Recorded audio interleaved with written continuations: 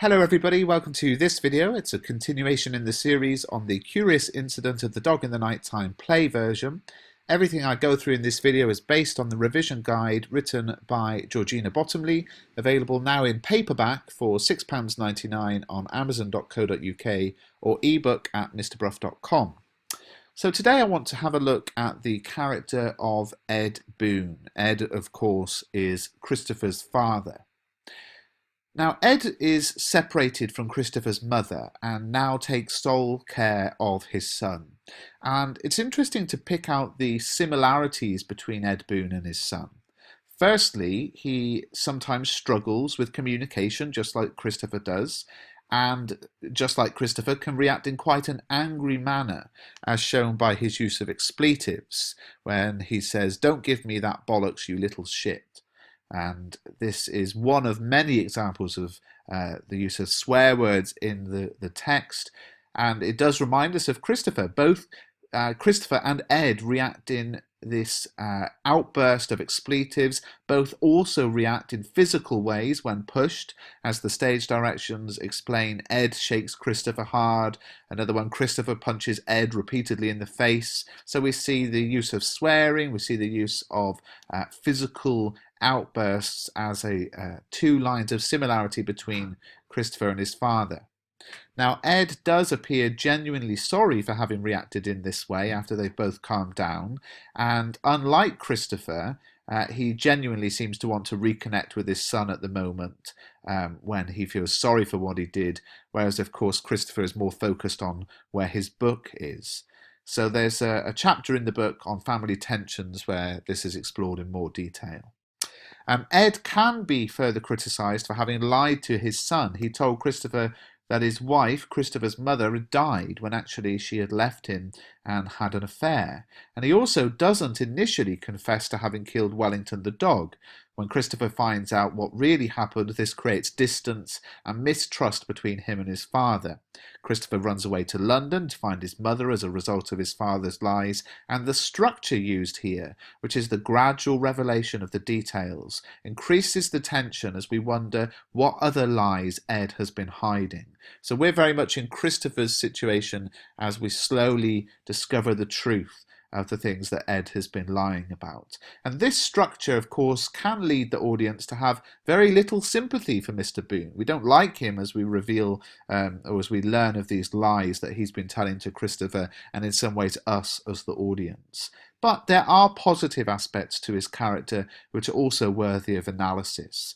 And these positive aspects run alongside the negatives. We don't see the flaws at the start replaced by the praiseworthy aspects of his character. We see everything at the same time and we have to make a judgment.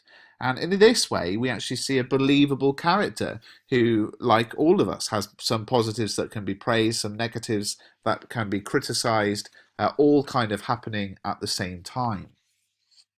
Now, Ed doesn't appear to have that many friends, so his son seems to be one of his main companions, and this is confirmed by the playwright's use of language as Ed refers to his son as mate at times.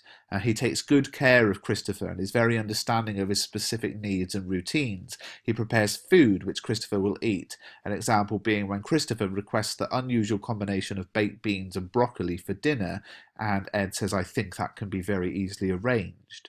So despite the obvious difficulties, Ed appears consistently anxious to protect his son, and even Judy, his ex-wife, is complimentary about him in one of the letters she's written to Christopher. In comparison to herself, she says, quote, "Your father is a much more patient person," end quote. So whilst possibly not used deliberately, the alliterative patient person makes the quote quite memorable and is quite a good quotation to memorise for analysing the character of Ed.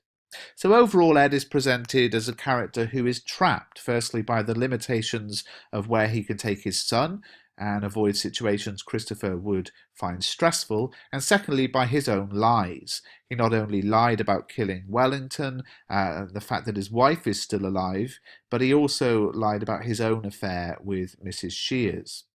Despite the difficulties between Ed and Christopher, by the end of the play, the damage seems to have been somewhat repaired and the relationship between father and son seems to be back on track.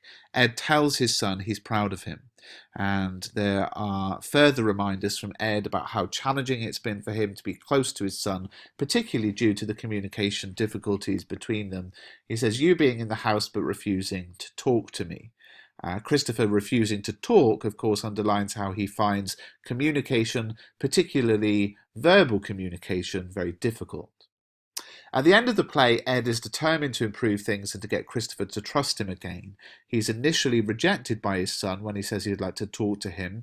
His request is merely met by Christopher repeating the word no again and again. And this is the use of repetition for emphasis. But Ed perseveres and explains his main aim for the future. He says, I have to show you that you can trust me, and it will be difficult at first because it's a difficult project.